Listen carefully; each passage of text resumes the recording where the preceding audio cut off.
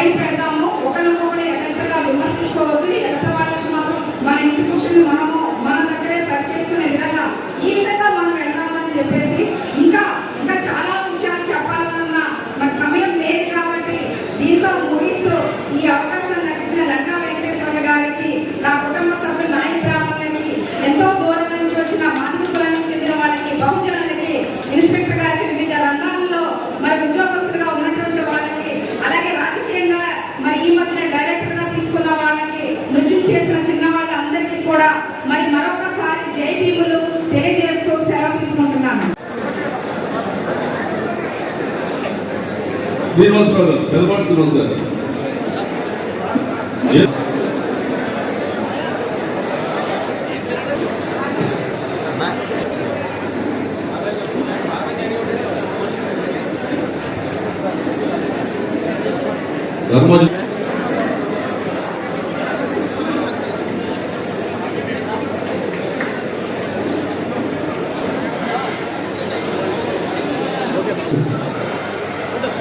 గౌరవనీయులు పెద్దలు డాక్టర్ ఎన్టీఆర్ గారికి, అలాగే ఈరోజు మన ఏలూరు వాసి ఐపీఎస్ కోరచంద్రరావు గారు, రిటైర్డ్ డీజీపీ గారు ఎంతో శ్రమపడి హైదరాబాద్ నుంచి కార్యక్రమాన్ని చేసినందుకు ఆయనకి ప్రత్యేక ధన్యవాదాలు. అలాగే ఆర్టీసీ చైర్మన్ పెద్దన్న వెంకటపల్లి గారికి, మా సోదరి ఘంటసాల వెంకటలక్ష్మి గారు రాష్ట్ర వడ్డీ కార్పొరేషన్ చైర్మన్ గారికి, మరియు స్టేజ్ మీద ఉన్న పెద్దలందరికీ కూడా మా పాదాలు ఉన్నారు. ఒక కార్యక్రమం చేయాలంటే డబ్బు కన్నా కూడా ఎంతో ఓపిక కావాలి. ఆయన 4 రోజుల నుంచి కష్టపడి ఈ ప్రోగ్రాం నాకు 35 రోజుల ముందుగా చెప్పారు. అన్న నేను ప్రోగ్రాంకి వస్తాను, లాస్ట్ వరకు ఈ ప్రోగ్రాం అయిపోయే వరకు మేము ఉంటామని చెప్పి ఆయన మాట్లాడడం జరిగింది. ఎందుకంటే ఇంత పెద్ద ఎత్తున అందరూ ఇచ్చేసి ఈ కార్యక్రమంలో పెద్దలు చెప్పిన మాటలన్నీ ఇది 2 రోజులకు రావాలని చెప్పి ఈ సమావేశం సభ ఉద్దేశం కూడా. ఎందుకంటే ధనేంద్రబాబు జయంతికి ఇప్పటి వరకు ఏలూరులో ఎప్పుడు ఏర్పాటు చేయలేదు. ఫస్ట్ టైం మన ఏలూరులో ఏర్పాటు చేయడం చాలా సంతోషంగా ఉంది. నేను ఎప్పుడు చెప్తా ఉన్నా, ఆర్థికంగా ఎదగడంతో పాటు పక్క సంస్థ అయినటువంటి దత్తచంద్ర గారికి ఈరోజు జయంతి వేడుకలు మొదటిసారిగా ఈ ఏలూరులో జరుపుతున్న దానికి అధ్యక్షత వహిస్తున్న ఎల్బీఆర్ గారికి ప్రత్యేకమైన ధన్యవాదాలు. అదేవిధంగా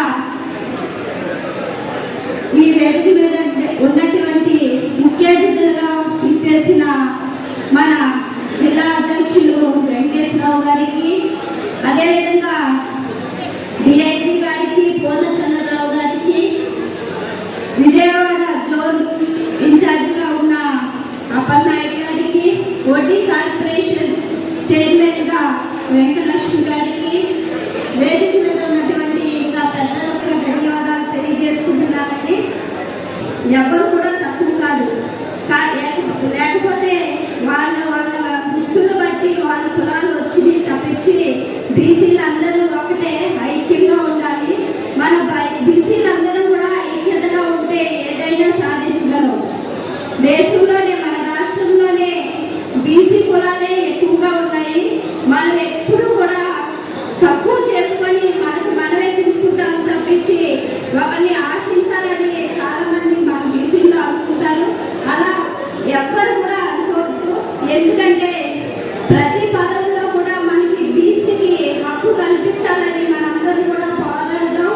ఇప్పటికే చాలా పదవుల్లో మన బీసీలు ఉన్నారు. ఇప్పుడే ఒక మహిళ అయిన మన వడ్డీ కార్పొరేషన్ చైర్మన్ గారు వెంకటలక్ష్మి గారు, అదేవిధంగా మరి ఎమ్మెల్సీగా ఆయనకి స్థానం కల్పించాలని ఇప్పటి వరకు కూడా చాలా మంది చెప్పడం జరిగింది.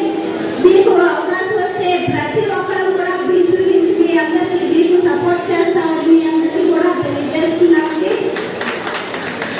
ఈవేళ రిటైర్డ్ ఉన్నటువంటి రచయితల సంఘం జిల్లా అధ్యక్షులు వారు అన్ని విధాల అర్హులు కాబట్టి రాష్ట్ర ప్రభుత్వం దగ్గర ఈ యొక్క విన్నపం ఏదైతే ఉందో ఇప్పటి వరకు రాజకీయ చైతన్యవంతులైనటువంటి మన ద్వారా సమాజంలో ఏం జరుగుతూ ఉందో ఈవేళ రాష్ట్ర పోలీసు వారికి కూడా వెళ్ళేటువంటి మన క్షౌర శాఖల దగ్గర నుంచి ఇన్ఫర్మేషన్ తీసుకుని ఏదైతే ఇంటెలిజెన్స్ వారు రాష్ట్ర ప్రభుత్వాన్ని చేరవేస్తారో ఆ విధంగా మనం వారుగా ప్రభుత్వానికి ప్రజలకి పనిచేస్తున్నటువంటి మన సామాజిక వర్గం ఈవేళ చట్టసభల్లో ప్రాతినిధ్యం వహించాలంటే దానికి చాలా పద్ధతులు ఉన్నాయి. ఇప్పటికిప్పుడైతే ప్రత్యక్ష ఎన్నికలు లేవు, సాధారణ ఎన్నికలు లేవు. కాబట్టి ఏదైతే రాష్ట్ర గవర్నర్ గారు కానివ్వండి, రాష్ట్ర ముఖ్యమంత్రి గారు నామినేట్ చేసినటువంటి member of legislative assembly legislative council ఏదైతే ఉందో ఎమ్మెల్సీగా మన సామాజిక వర్గం నుంచి ఎవరో ఒకరిని నామినేట్ చేశారు. మనందరం కూడా ఇప్పుడు ప్రసాద్ గారు చెప్పినట్టుగా ఓ తీర్మానాన్ని భూమి మనం చైతన్యవంతులై మన ప్రాంతంలో మన సామాజిక పరంగా మనం ఎక్కడెక్కడ ఏ విధంగా ఉన్నామో మనం మన చుట్టుపక్కల ఉన్నటువంటి మన సమాజంలో ఉన్నటువంటి అన్ని వర్గాలని కలుపుకొని అన్ని రాజకీయ పార్టీలతో కలిసి పనిచేసి ఇది ప్రభుత్వానికి నివేదిక రూపంలో పంపడానికి మేము కూడా మా పార్టీ నుంచి సంసిద్ధంగా ఉన్నాము అని చెప్పి మీ అందరికీ తెలియజేస్తూ సెలవు తీసుకుంటాము. జై హింద్, జై భారత్.